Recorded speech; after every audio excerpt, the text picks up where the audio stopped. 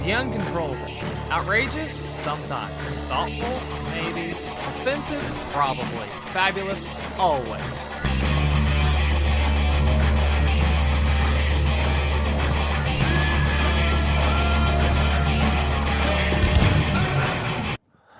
All right. This is the newest episode of The Uncontrollables, episode 7, and this is a last-minute special episode going to be covering the Boston Marathon bombing. Just happened today, April 15th, 2013, at about 2:50 or so p.m. our time. I think it's around, 5 or 6 in Boston? Yeah, it's Eastern time right now. It's, as we're recording it, it's 8 o'clock, so all of this is still pretty fresh. And I'm Chris Spangle, so we're Libertarians, and I was driving home, and we were talking about the podcast, and I was like, I'm about to pass your apartment. Why don't we come over and redo the episode you had already prepared for tonight, basically, when you're listening to this? Yeah, so I just wanted to make sure that we can get this out, and we can talk about it in a uncontrollable way, because as any of you that followed me for a while know that I do a pretty darn good job of covering events when they first transpire. I always make sure to back up what I post. If I was wrong, I make sure to correct it and try to spread the most accurate information at the time as best I can, and that's what we're going to try to do here and give a clear, unbiased, really, perspective on these events and the horrible tragedy that transpired not too long ago. And also just a reaction to it right after it happened. I mean, it's really, there are very few times in a year where you have these sorts of events that just affect you. And, the Newtown tragedy at the end of last year was one of those. And it's one of those moments where the entire nation comes together and grieves. Right. So, basically, let's give a real quick rundown of what actually, to the best of all of our knowledge, what happened. So, as of 8 p.m. of the day of the tragedy. When you're listening to this, they think, as of right now, they have someone in custody. Actually, that turned out to be false. So, I'm saying that just got reported like in the last 5 minutes, and CNN is just reporting Boy 8, one of 2 killed in Boston bombing. Source says 132 injured, 17 critical. Oh, wow. And I think 2 confirmed dead at this point. And there's a million different news sources out there citing different things. I know earlier today, let's basically do a rundown real quick. Let's see here. This was in Boston, and it was at their marathon race. It's a 26-something-odd mile race. And right at the finish line, it was about halfway through the finish line. So about half the participants have already ran through. It was at 2:45 p.m. at 2 different points, about 550 feet away from one another. There was 2 different explosions. And they were... The Boston Marathon has 65,000 people that go through it. I mean, and this is a big day in Boston. This is a day where everybody takes off work because of several events, specifically today. Sorry if you heard that in the background. That was Maya's new cat causing trouble. She's uncontrollable. So today is the Boston Marathon, 65,000 people running the race. That doesn't include the amount of people that are just standing there watching. It's been described in this area where the bombing was that it's like New York City on New Year's Eve in Times Square. It's so crowded in the square. And it's also opening day of the Boston Red Sox, and it's a holiday in Boston called Patriot Day. Yeah, and that's kind of a big thing. We'll actually touch on a little bit later what Patriots Day is. And the last mile of the race was dedicated to the family members and the relatives of the Newtown, Connecticut shooting victims. And they were sat pretty close to where the second bombing took place, or the second explosion. It's really kind of hard to get in your head exactly which one happened where at what time, but we'll try to do the best we can with that, being that it's only 5 hours old at this point. Right. So the bombing happened, and they found multiple suspicious devices, or maybe other bombs. And there's reports of other explosions you might hear about, and they have done controlled demolitions on those, as is almost always just standard operating procedure by police force, EOD, especially in a big place like Boston that has, a huge EOD department. If there's anything that's even suspicious, they just go ahead and blow it up. That's what they do. Now, I saw that it was a mechanical fire, and I've also seen that it was part of the bombing at the library, the Kennedy Library. I think they came out and they said that was actually part of the bombing. Correct? There's been some confusion with that. It was at the library, the Boston Library, and there was a fire in a mechanical room. Okay. So a mechanical room fire, kind of normal. There was reports that it could have been a hypothetical incendiary device, and that hasn't really panned out. I'm pretty sure that the police chief actually said they could not confirm if it was connected or not at this time, and I think that was at the 4:30 hearing they had. So I don't think that's part of the actual attacks or explosion. And the other two things that they did, controlled demo, weren't confirmed. They've done several things. There were reports right away that it was basically, as happens in these cases, there's always, you saw after Newtown, which is, I'll probably keep referring to it because it's so fresh on our minds, calls from other schools where there was suspicious activity. I mean, it just sort of is I don't know what the effect would be called, but anytime you have a tragedy like this, you get a ton of bomb squad calls, which is the absolute last time a police department needs that, because they need to go out and investigate this stuff. But they went out and they think that there were several other explosions at these two that went off. There were several others that failed, and they just found them. So.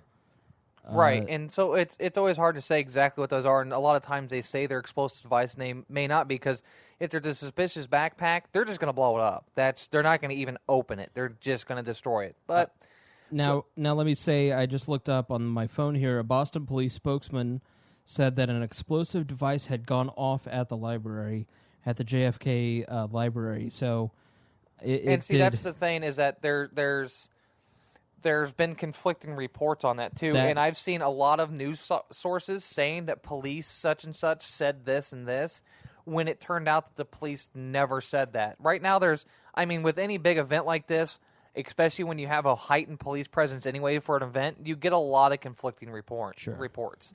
So it's really hard to say, but the fire was put out it was the JFK Library in Boston, and so far they put out the fire, and I don't think anyone was actually injured in that one. No, they had evacuated the library because I think it's fairly close to there. So, and then what else has happened is that, they cleared everybody out. There's some reports saying that there were more, there's over 100 injured. There's been a couple reports saying there was 12 dead. Those turned out to be false. Basically, I want to just point out that do not believe anything coming from the NY Post. Yeah, the New York Post reported that 12 were dead. They've been really quick today to put out any information at all. They said that 12 were dead. I almost referenced it there just a minute ago. It's really hard to concentrate when you're staring down your cat and disciplining it. Well, it's I want to keep this going, and the cat's distracting. It's going to attack you now, and you're going to start bleeding all over the place. Well, so there'll be a new the Uncontrollables tragedy. Cat is freaking ferocious. But it's got some anger issues. Wonder where this cat got that from. Not me. So. But yeah, from the NY Post and some other places, there is one, and this is actually being reposted from the AP, supposedly, at about 4:28, and then updated at 5:23 the last time I saw it. But it says, authorities ID suspect as Saudi national in marathon bombings under guard at Boston Hospital. Turned out to be completely false from many other reporting agencies. It was actually the federal government, a federal official, that initially reported that they were regarding a suspect at the hospital. Yeah, I don't know. Have a clue how the Saudi national bit came out. There was also reports that there was and these disappeared. I can't find the links to them right now, but there was a box truck that showed up after the bombings. Was like, we've got medical supplies, and when they were told to turn around or prove it, that it sped off supposedly, and then there was a photo that showed up, unconfirmed, of a guy being drawn on and apprehended outside of a white box truck. And in the photo, everyone thought he was Muslim, wearing a headdress, and what he actually had on was a light gray hoodie and a white cap. So obviously Americans are just slightly racist, which is coming out a little bit. I've seen a lot of people say, now this is the perfect excuse. Now we should bomb the Middle East. We should bomb Saudi Arabia because of this. And people are already believing that it is some sort of Muslim extremist group. No one knows for sure. Most of the reporting agencies are saying there are no. So let's talk about the speculation. If I can move us into another topic, unless you've got more that you want to cover. Oh no, there's plenty to go over here. So you and I took heat earlier because about an hour after it took place, you could read through Twitter and you could tell pretty much what was going on. That this was not something that was, just a manhole cover exploding. That it clearly, with the two blasts and some eyewitness reports of suspicious activity, you could see that this was something that was sinister. That this is something that people had plotted out. Right, we were being told that this could have been possibly a gas main explosion or something else. And I mean, even the initial looks of the blast, and I don't want to consider myself an expert, but I know explosives pretty darn well. You are my explosive experts when I need advice on, we had in Indianapolis, we had an issue called the Richmond Hills house explosion. If you're listening to this outside of the Indianapolis area. This did get pretty big national news, too. Yeah, so. And this house just happened to blow up one night. I mean, it was pretty insane. Killing multiple people. Right. And so, all of us had our theories, and Maya was the one who got it exactly right. So, Maya knows her explosives. And so, I asked you what your opinion was on what you thought it was, and you look at it, and the explosion looks like it's hitting up the building. Yes, windows were knocked out, but the facade didn't blow off the building. Well, it looked like a very small explosion. And judging from the initial pictures I saw and the windows and which windows were shattering and at what angle they were shattering, it's kind of hard to say because those are old buildings. So some of those windows might just be single pane windows and just old windows. So those would shatter extremely easily. One of the storefronts glass was pushed out. Mm-hmm. Now, not all of them were pushed out like that, and some of them were shattered. Some of them, if it was a gas explosion, it would have created an implosion and pulled the glass out. With that storefront window, because of the angles of the videos and the pictures, I can't tell, but it doesn't. Depending on what kind of glass it was and how it was molded in there, it's hard to say what caused it, but it definitely was not a gas explosion. You also would have had fire within the structures. You would have had multiple deaths inside the structures. Oh yeah, that would have been just there would have been a couple hundred people without eardrums at that point. Right. So it was pretty clear that this is something that some person had devised and said. I mean, what do you think at this point? Allow us to speculate a little bit at this point. How do you think the explosives were set? What do you think, based on the reports you've heard, how did this take place? Because we're not getting any reports about the devices from the police, they're not saying anything. It's really hard to say, but there were initial reports of people smelling sulfur. There's only really one common explosive that causes the smell of sulfur or rotten eggs, and that's ammonium nitrate. Oh, I thought that... Never mind. I was going to make a joke. Not the time for jokes. No. Now, ammonium nitrate is... most of you have probably heard of it, or you've heard of ANFO. That's kind of a throwback to Timothy McVeigh and the Oklahoma City bombings. Fertilizer? It's mixed in with fertilizer and some other things, and I'm not going to really get into details of the explosive, but it's used. It's basically a fertilizer component, and it can be used in many large explosives. You can make small batches of it, and it's highly explosive.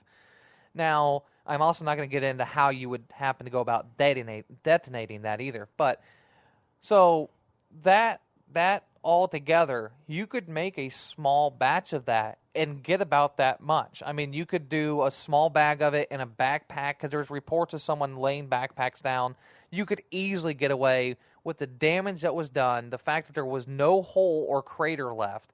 The building's glass broke, but nothing was actually blown down. The doors didn't look like they were blowing off their hinges. You don't really see on the sidewalk even the sidewalk really blown off. No, and depending on if it was a pipe bomb. Another thing that leads me to believe it wasn't like a pipe bomb necessarily or anything that creates shrapnel is that there's these banners that were right along the street, and those banners didn't have a million little holes in them and were not shredded. And based on the size, it couldn't have been that large of a bomb because those banners were there, and they would have picked up a lot of the shockwave. Only one of them kind of fell off afterwards. The flags didn't get ripped off their poles, and they were not ignited in flame. So just based off the sulfur thing, I think ammonium nitrate or some sort of ANFO or something like that, because it's not that hard to make or get components for, but especially this size of bomb. But it could have also been something with black powder, gunpowder. You put 10, 15 pounds in a bag or some sort of hardened container. That would have easily done that much damage to people. But the shrapnel bit, it doesn't seem like a pipe bomb or something. Really, honestly, anybody, let's not say intelligent, because no intelligent person would do this. No one with serious training, because you would have made serious amounts of shrapnel components to this bomb if you were going to hurt and maim and kill people. I mean, there's a million ways that these evil people have done things like this before where they create something that will cause shrapnel, and this didn't seem to have that. Right. There's also a report out that there was no intelligence at all, that they didn't have forewarning, any warning at all, which means that it would be somebody not associated with the networks that they already monitor, i.e. a lot of terrorist organizations. Given the fact that this is something that would be easily attainable stateside and is reminiscent of the Oklahoma City bombings is today the anniversary? The Oklahoma City bombings was actually, it was 1995. Did I say the 19th or 17th? It was one of those 2 days. Today is Patriots Day, celebrated up there, like we said. Okay. And the date changed all the time. This year it's celebrated today, the 15th, which is also tax day, or as we like to say, theft of wealth by force day. Okay. But it was I think it was the 17th in 1995 when McVeigh did the bombing. Supposedly did the bombing. Sorry, I might offend some people with that. Honestly, to offend people some of that. But when McVeigh did the bombing, let me offend you, please. Yeah, well, okay. But it's kind of got some conjunction there. Also, on the anniversary of Patriots Day, April 19th, 1993, is the end of the 50-day Waco siege. It started in February and ended April 19th. So that ended on Patriots Day. So a lot of people are saying this could have some sort of connection with a multitude of events, because Patriots Day has always been a hotly contested. A lot of stuff happens or ends or is around. It's also the 65th anniversary of the Israeli state. That's always a big to-do. A lot of these events don't make a lot of sense, though, seeing as this was a marathon. That happens all the time. It was a good, fun celebration. There were quite a few famous runners in this marathon. There always are. I mean, marathons, here's the bottom line. Regardless of motivation, in my mind, it doesn't come down to religion or beliefs or ideology. It comes down to extremely screwed up brain chemistry. These people that perpetrated this, whomever they are, whatever their motivations, they're psychopaths or sociopaths or both. And I hope they're brought to justice as soon as possible. Because we can find out what their motives are, so then we can make sure that there are no other attacks being planned. To me, it doesn't matter what their motivations were, as much as can. It's really tough. From a libertarian standpoint, you want to say, okay, well, if it's terrorism, well, then what can we do about it when it comes to domestic or foreign terrorism? The war on terror, as libertarians, we believe it's gone on too long. And you try and do your best to gather intelligence, and intelligence, there just was none on this case. on domestic terrorist front, I mean, you can't shut down free speech. You can't say that people who go on these message boards and plot against America, they can plot all they want, but it's, you know. But the thing is that an attack like this could literally be someone, almost anyone could get online, even not even get online. Some of your most basic chemistry knowledge you could do this. You could go to a Home Depot, buy a couple materials that could never really be traced or watched without completely removing them from the ability to be bought, without an outright ban of them, and perpetrate attacks just like this. It's not hard. It's a crazy person, no matter what organization they may belong to. It was an insane people. Evil people that did this, and it's not something you can prevent with the CIA having a higher budget. That's not a feasible option. They're there to protect us against big things, about things you can actually stop. This is just bad. I mean, today the market took a huge tank. It literally could have been some person that didn't like the idea of seeing all these happy people out there and took out his frustrations on the world. That's completely feasible because of shooters and shootings and things like that happen all the time, where these people lose their mind, they lose all their money. Think of how many people commit suicide on New Year's. Right, but okay, so let's talk about terrorism. There are credible threats that happen a lot, and people in our government are able to stop those credible threats. The shoe bomber, like Richard Reed, for example. The last, I forget his name now, the 20th hijacker was caught and stopped. I mean, aren't those good things that help protect us? I mean, obviously you can't protect. You have no guarantee when you leave the house that you're coming home at the end of the day. And you have to live your life like you might not come home to a loved one, and you have to appreciate the loved ones around you, and you have to hug them and take care of them and prepare your life and your family for any instance that happens around you. As well as, I mean, can't the government? What role does the government play in helping to stop these sorts of plots? As someone who is a voluntarist, to someone who is... Well, the thing is some of those things have... Like the shoe bomber, for instance, the CIA actually funded the cell he was from. They set it up. They push these groups to stop these people. They push out the extremists and then stop them before they get through things, or like right before they get done to something. So it's kind of a hit and miss, and I don't really want to get into that now. Yeah, I don't want to seem insensitive. But... because that's a huge topic, and shortening it down is going to make us both seem like asses and insensitive, and that's not what I want to do. It's like, I don't think the CIA or the FBI helps in any of those regards. I think if this was, quote-unquote, a terrorist attack, it was probably a source of blowback. It was probably a source of something that our government perpetrated against a group of people. I mean, that's always a possibility, and it's real that happens, that, we stomp on people, and we're these high and mighty Americans that don't care about the thousands upon thousands of people that we kill every month. Think of how many people died today in Afghanistan. What the going number would probably be, about 37 or so died? Let me tell you my first reaction. And again, I don't want us to stay on this topic too long, because I don't want to seem cold and heartless, because this is a tragedy and people lost their lives, and unfortunately it looks like a lot of the loss of life will be amongst children, which is terrible. Another thing is that it wasn't just people being injured or dead. There's really, be careful when you're looking this up.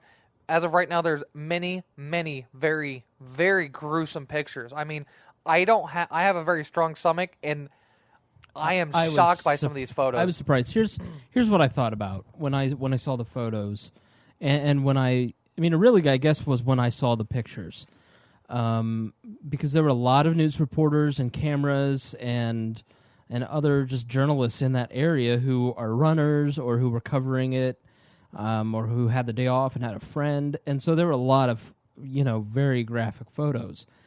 My first reaction when I saw those photos, when it happened, and then I thought about it, and then I saw the photos of people without legs laying on the ground and the bloody sidewalk, to be as least graphic as possible, was this is what it's like in other countries. almost, I wouldn't say almost every day, but when you talk about third world countries, you talk about war zones, you talk about places like Afghanistan or Pakistan or Israel, this kind of threat happens there a lot. And I thought about how I reacted to it, which was with horror. Part of it was horror at what I was seeing, but also the fact that, I processed it and said, why don't we see these sorts of things more regularly? Because we should see, you couldn't tell who it was. Everyone's privacy was protected, but you saw the gruesomeness and the result of violence and hatred.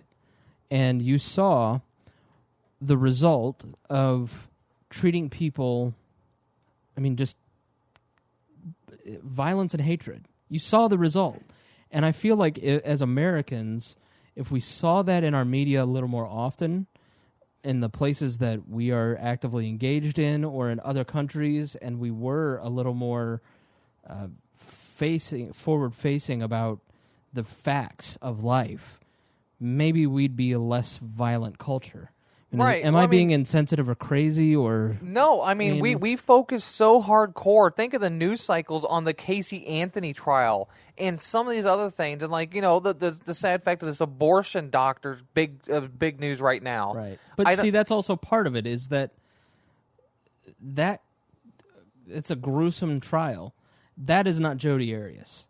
Okay, that is something where someone is murdering children. Right. Now, but I don't think you can lump that in with Jodi Arias or Casey Anthony. No, okay. Well, maybe that was a stretch, but we're killing our drone strikes are killing innocent civilians all over the world. Are the aftermath of our wars, what our sanctions do to countries. And just you've never heard about the news, the hundreds, the tens of thousands of farmers over in South Africa that were slaughtered with machetes just not too long ago, just because they were the white, invaders from long ago, and they were macheted to death. And you never heard about that. You don't ever hear about any of the horrible atrocities around this world, or how many people and bombs go off in Afghanistan and Iraq and everything else. You don't hear about it. So I do think that we would be a little bit more apt to be up on things that not paranoid. I don't want to say paranoid, but we'd be better prepared for things like this, and we'd better watch out for our safety as individuals instead of people out there are live in New York and they live in Boston, everywhere else, and they assume to be safe. They assume somehow the magical police force is going to save them, and by spending tens of millions of dollars every year on bomb squads and everything else, they can stop it, and that's not the case. People need to be a little bit more aware of their surroundings and maybe aware of the people around them. I'm not saying, like I said, I'm not saying you need to be paranoid. We need to have the witch hunts or anything else. But it's just a reminder of humanity. I think it's, we're so fortunate and blessed in this country to live in the wealth that we do, and the news media, we all complain about how negative it is, but really our news media for the most part is sunshine and rainbows and unicorns will fly out of our... And this is just a reminder of what it is to be human and what matters in life, which is each other. As I said that, he literally just smacked the cat in the face. It's about valuing what's important. Get off a love tap. Okay? Get off my page, Ichigo. But okay, well, so there's so many things that come out of an event like this, and now one of the sad points is we've kind of covered the gist of the events and the happenings and some of the events. Now I've read literally probably 90 different articles and probably a couple hundred tweets and Twitter feeds and Facebook comment posts and threads and everything else. And there is so much false information out there. It's not even funny. And it's being perpetrated by some very influential people. Like, there's one where we start off where a UM coach, I don't know what UM is says bomb-sniffing dogs were at start-finish lines for quote-unquote drill. This has not been confirmed necessarily, but this guy said there was drills and there was bomb-sniffing dogs. Well, this is Boston. It's a big event. I'm pretty sure I can guarantee you if there's an event with more than 100 people, there's bomb-sniffing dogs there. I think we had an event downtown not too long ago here in Indianapolis where we had about 50 people and there was 2 bomb-sniffing dogs. So I'm going to go ahead and say that is utterly garbage. Now, where things get really interesting, what's being pushed by, say, this one crazy website I don't recommend you go to, Natural News, and Alex Jones on InfoWars, is a very innocent, very informative, though, tweet from a Boston newspaper, and they tweeted it out, and it's basically saying a scheduled, controlled explosion is going to be done. Now, they said within 1 minute, and so on and so forth. Now, the way this is being taken out of context is they're taking a look at it, and they're not showing the whole Twitter feed, or they're posting pictures of it, not showing the entirety of the timestamp, so you don't get to see it. And they're saying this drill had been scheduled, this controlled explosion drill had been scheduled days in advance, and that it was this morning, things like that. It was like over an hour after the initial explosions, and it was blowing up the other devices or suspicious packages they found and everything else. And that's fully clear in the full context of the tweet feed, the Twitter feed and everything else. And these people going around saying, look, yeah, it's a false flag or black ops or something from the government. This is the FBI's doing. And they're doing all this other stuff. And first off, everyone's sharing it without looking up all the facts. Oh. And that's one of the problems is people are sharing this stuff and perpetrating the lie and doing no research. I posted a something to refute this on the Facebook page.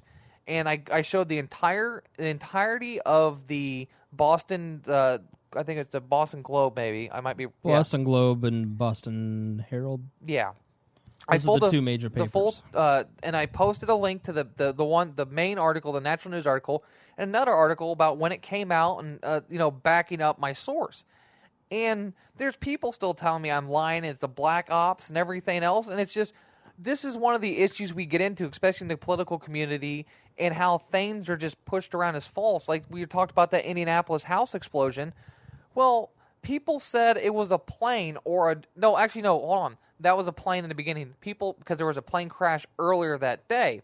Now, people were saying it was a drone strike because the guy that lived there previously worked for the CIA. Hey, man. Which is all false. None of that was true, but it got huge amounts of attention, and a lot of people believed it. And it's like, no. Bro. Bro, you know there's an airport right by there, right, bro? There's 2 airports. And, bro, you know they can launch drones from those airports, right, bro? Yeah, well... I just made that up, but it's totally true. See, and that's what these guys are doing, and it's horrible, and especially for intelligent people, supposedly have the liberty movement that are supposed to be enlightened, that they do their own research and everything else. They're perpetrating something out of context to get views. It just goes to show that these people care nothing about anything. Definitely doesn't care about the horrible tragedy that happened today. They just want to get their little digs in against the shadow government they somehow made up out of nowhere. Here's the bottom line. You and I share a lot of content. I have a job where I produce and, I share a lot of content through various networks. You have a lot of free time on your hands, and so you share a lot of information. And how many times do you see things that you post and you get comments like 2 seconds after you post it on Twitter or Facebook, and the person didn't read it? Like last week I posted a video about the Glenn Beck video where he's being grilled by Stossel, and immediately it's like 500 complaints about he's just a fraud and blah blah blah. And my question back to them was, did you watch it? No, well, I just don't have time right now, but I'll get to it. And I actually had one guy come back to me and say, I watched it. You're right. That was an impressive video. I don't know if I'm changing my mind on Glenn Beck yet, but I'm glad that you pushed me to actually watch the video. I think every single person listening out there, when you share a link, you need to read at least 55% of the story before you share an article. Don't just share an article for its headline. And I'm guilty of it as much as anybody. There's one jokey website out there that always puts stuff out, and I see people bite on it all the time. I forget what it is, but it's, like the Daily BuzzFeed or some BS like that, and people buy into it because they don't do what The Onion does, which is clear satire. They play into people's own stereotypes of the political system. So it must be true that Rush Limbaugh is doing heroin, or that, Hillary Clinton is divorcing Bill for this or that. I mean, they buy into it, and that people just share it. It gets hundreds and hundreds of shares because people don't do their own research. Now, I think, we're angry at the person who perpetrated this or the people that perpetrated this, but I think as libertarians, we need to call out the people in our own community, people like Alex Jones and Natural News, and anyone, and now before it's news. And before it's news. And before it's news is more of an aggregator. I mean, people can post whatever they want on before it's news. But yeah, we do. We need to call them out. We need to draw a line in the sand and say, listen, Alex Jones is not credible.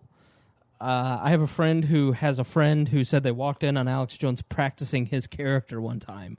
I mean, there is a guy who clearly has a character, and he is using it to capitalize on you and bilk you out of as much money as humanly possible because you buy it hook, line, and sinker. The same thing with Natural News. I mean, the same guy that posted the article today is the same guy that a couple days ago posted an article talking about how he predicted the Bitcoin crash and then mentioned his prediction and how awesome he is like 50 times in an article.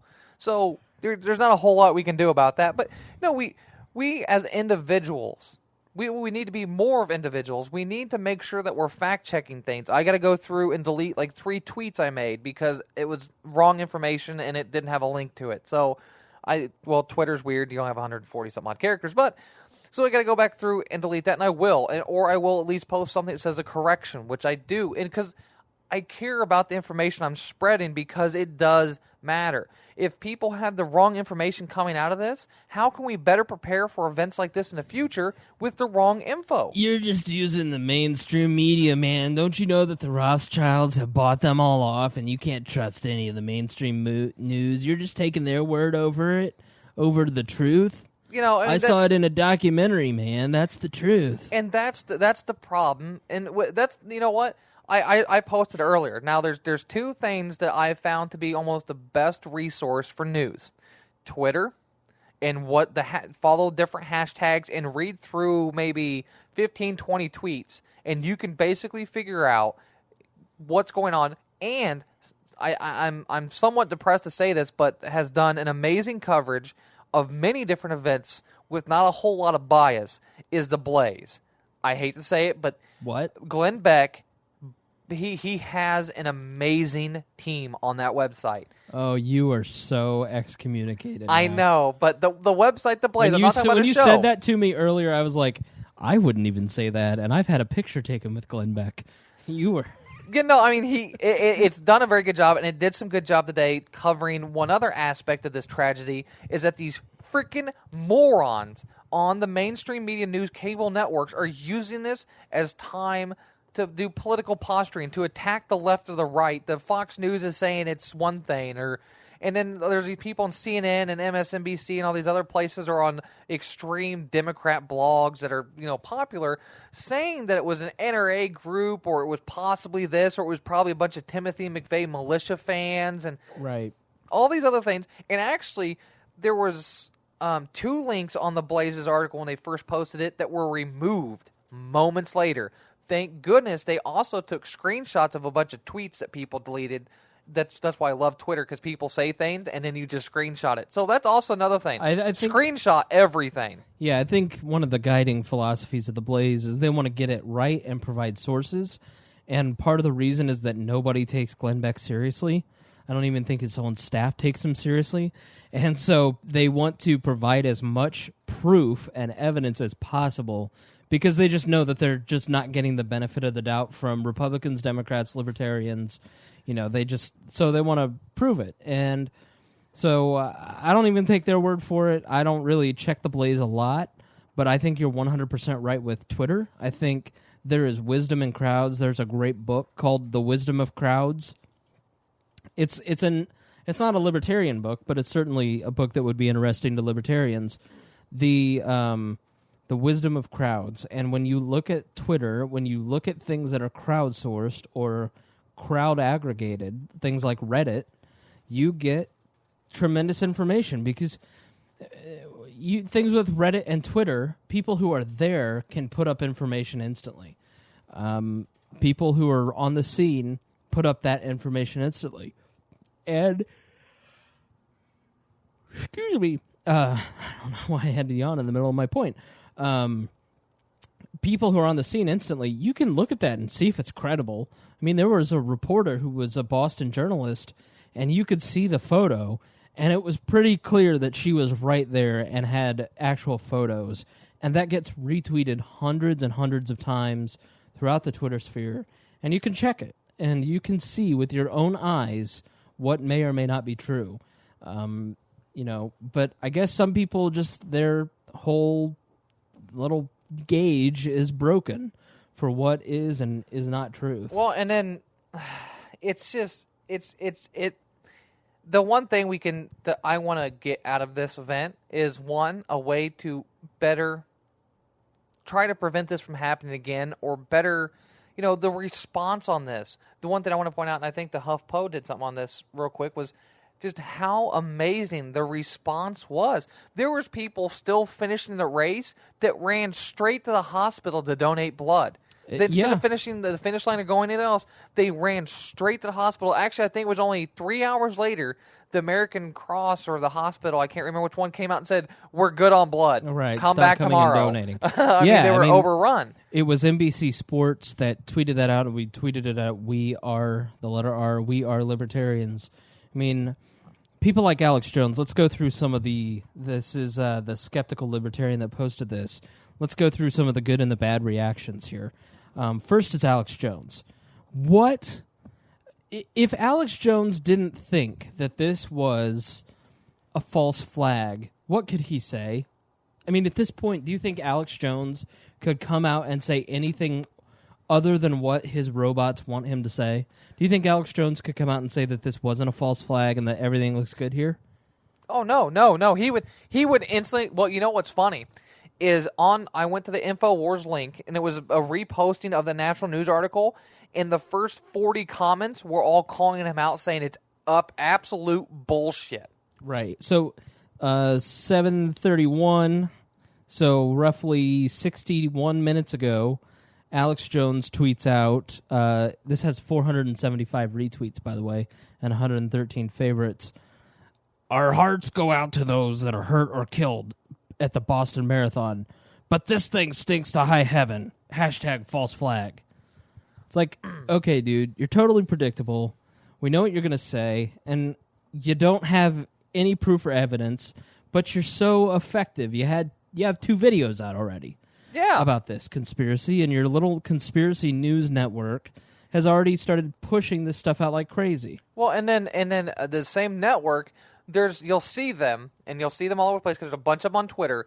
There's a picture of the explosion, and then up in the left-hand corner, there's a guy up on a roof patio. Roof patios, by the way, are super popular in Boston, very popular. Mm-hmm. You ever watch TV shows that are centered around Boston? They're always up on the roof partying. Yeah, it's real. And there's a guy walking as the explosion's happening.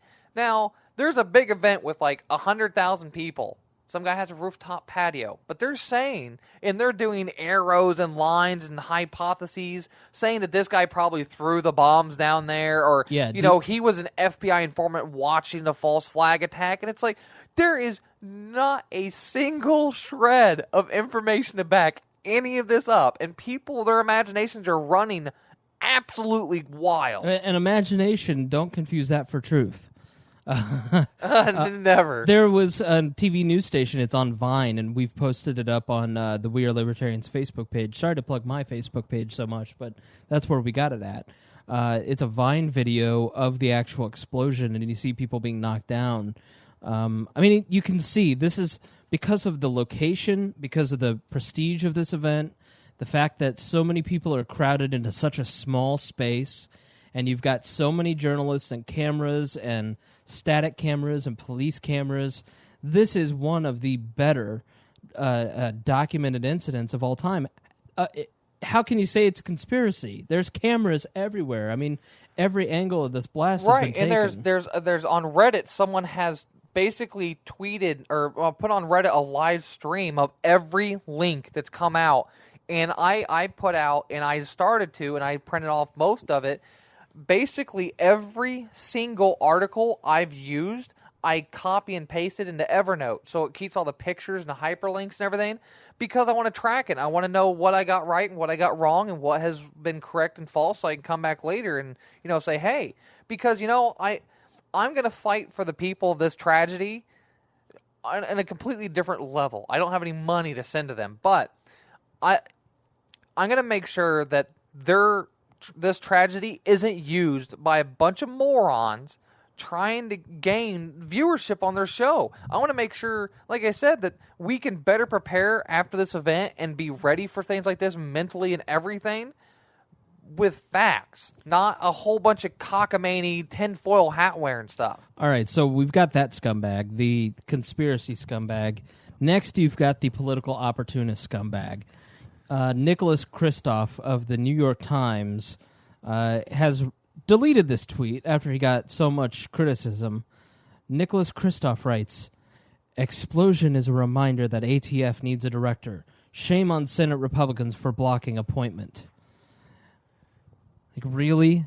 The fact that somebody put together a homemade explosive device and launched it into the middle of the Boston Marathon means that the Senate Republicans are at fault and that an ATF director would have stopped this? I mean, that is the type of cheap politicization, thank you, that takes place in the middle of every one of these tragedies by all of these douchebags who can't. It's called the Twitchy effect. It's something that Brooks Bain made up this week. Coined, thank you. Apparently I won't be coining anything. Brooks Bain coined the Twitchy effect, where basically people try to take these things and make meaningless little senseless points and conspiracies / everything is like, what is wrong with me? I can't talk tonight.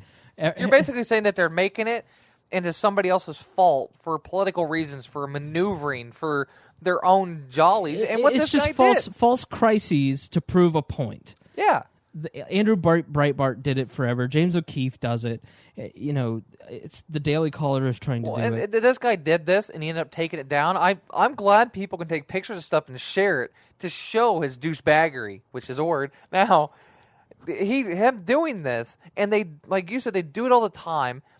I honestly want to say, if you ever see a politician ever use something like this to blame another group or a political group for an action of an individual or a small group of individuals acting on their own, please, for the love of all that's holy, vote them the hell out of office and make sure they never have a job again. All right, scumbag number 3 is the person that tries to turn it into their own personal crusade or fit it through their own personal lens. Now, there is a certain amount of introspection that goes through a person's mind after a tragedy like this. I shared my thoughts about what, but it leads to a point. Jennifer Rubin, who is a blogger, she's a reporter of some type, not writing on Boston. It is a local crime story for now. I really needed a status update about you and how you're handling it by not producing anything of value that shares anything with the world. Like, way to make the tragedy about you, lady. Scumbag number 5 is the Islamophobist. The Eric Rush, he's a conservative columnist. Everybody do the national security ankle grab. Let's bring more Saudis in without screening them. Come on. Eric Rush, sweet God, are you already blaming Muslims? Well, and this is off the false report, the either unconfirmed and or false report that it was a Saudi national that did this. Now, he responded back to this guy, yes, they're all evil. Let's kill them all. Now, I kind of want to give Eric Rush a little bit of a pass because I read some mocking and some sarcasm in his original tweet and especially in the response. But you and I have seen a ton of that out there. It's got to be the brown guy. I don't care which Muslim country, but clearly it's a Muslim extremist. Bomb another one. That guy out there.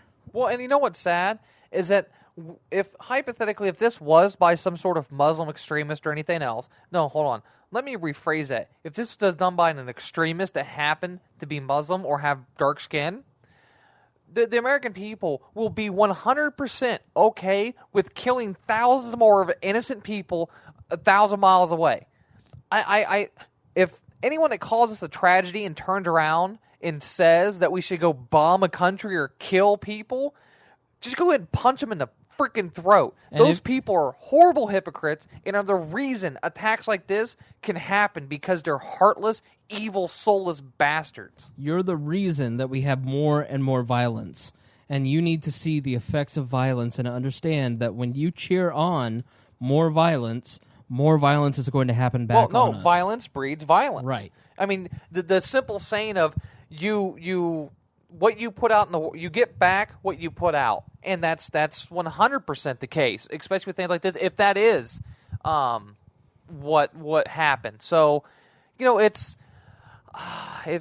such a sad event, and it's horrible that there's all these people taking advantage of it. I'm sure you got more, don't you? No, well, I mean, those are the main threads. I mean, there's a ton of instances, but these are the main types of scumbag that always pops up in the middle of these kind of tragedies.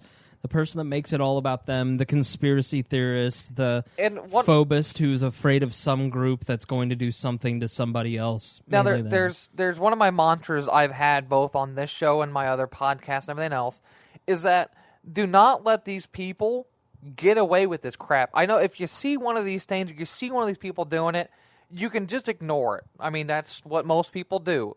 I recommend you call them out on this. Don't let these people get away with being absolute douchebags, with being inconsiderate and ignorant. Do not, whatever you do, just ignore the wacko conspiracy people twisting things out of context and everything else, because you speaking up might wake somebody up to that they're being lied to by these people, that maybe this isn't true. Just your one comment, your one something.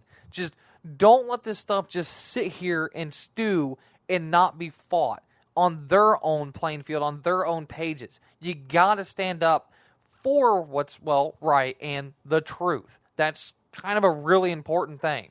I totally agree. I'm taking a different path, though, today because I'm kind of tired and grumpy. I've been in a bad mood all day. So if you mention anything from Alex Jones or share anything from prisonplanet.com, I'm blocking you on Facebook. And if you believe that kind of crap, just go ahead, go to my Facebook page, click the unlike, click the unfollow.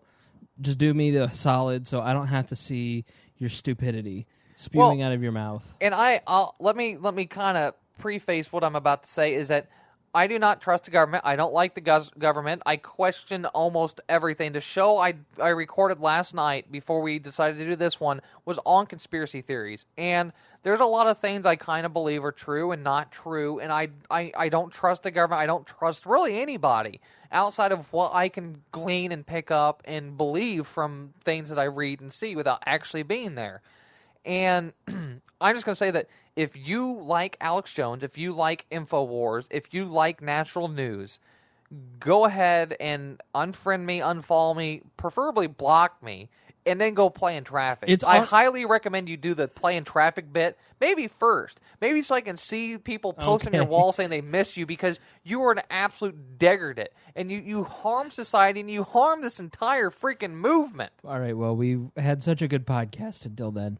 Hey, uncontrollable, man. I guess. I know. Between you screaming, telling people to play in traffic, and then your cat biting the crap out of my hand. I want to read, if it's all right with you, I want to read the Patton Oswalt quote from his Facebook page. Ahead. Good guy Patton Oswalt posted on his Facebook page. He posted as follows, and it's gone viral as of an hour ago. It had 65,000 likes, 55,000 shares. Roughly 30 minutes ago, I shared it. It had 70,000 likes and 70,000 shares. So it's gone viral, and it's going viral for a reason. Patton Oswalt writes, Boston. Fucking horrible. I remember when 9/11 went down, my reaction was, well, I've had it with humanity. But I was wrong. I didn't know what's going to be revealed to be behind all of this mayhem. One human insect or a poisonous mass of broken sociopaths. But here's what I do know. If it's one person or 100 people, that number is not even a fraction of a fraction of a fraction of a percent of the population on this planet. You watch the videos of the carnage, and there are people running towards the destruction to help out. This is a giant planet, and we're lucky to live on it, but there are prices and penalties incurred for the daily miracle of existence. One of them is, every once in a while, the wiring of a tiny sliver of the species gets snarled and they get pointed towards darkness. But the vast majority stands against darkness, and like white blood cells attacking a virus, they dilute and weaken and eventually wash away the evildoers, and more importantly, the damage that they wreak. This is beyond religion or creed or nation. We would not be here if humanity were inherently evil. We'd have eaten ourselves alive a long time ago. So when you spot violence or bigotry or intolerance or fear or just garden variety misogyny, hatred or ignorance, just look it in the eye and think, the good outnumber you, and we always will.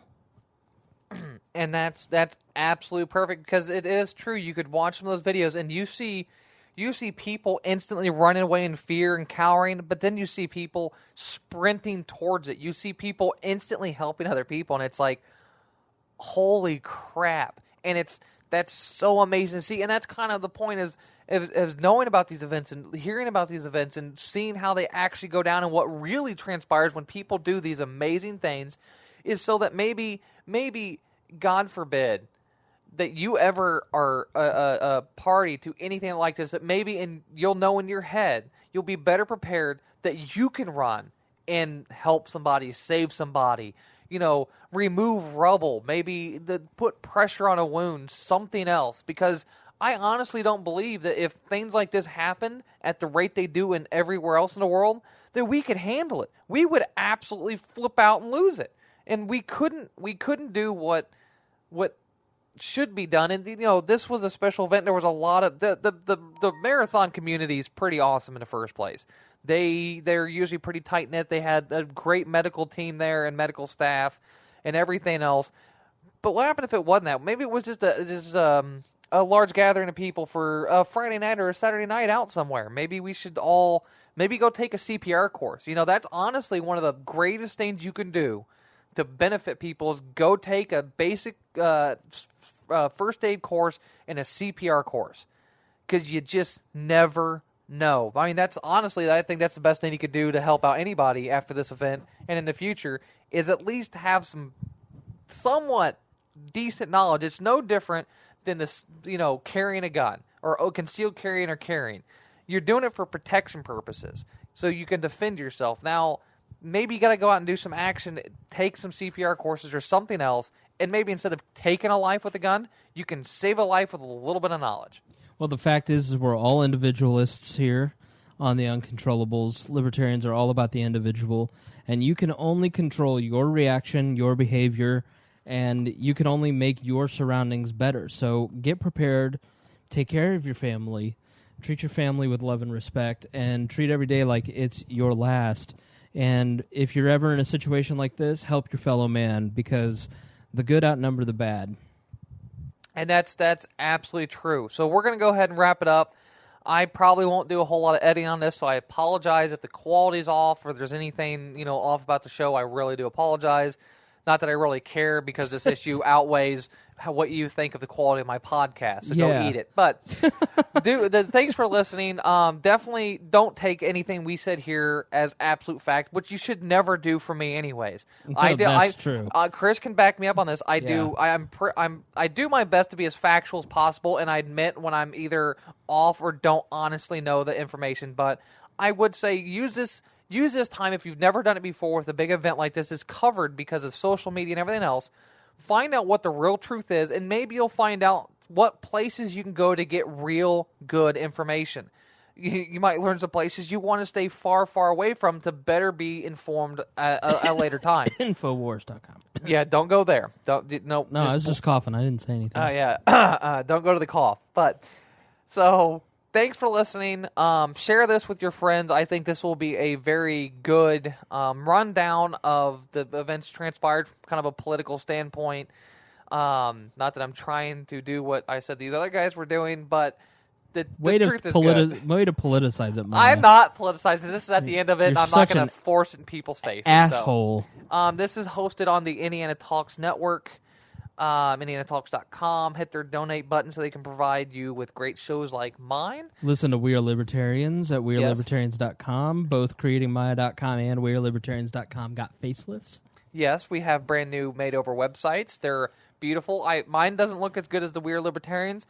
I've got a lot of work to do, which I was supposed to be doing right now, but I decided to do a better podcast and a more informative podcast for all of you.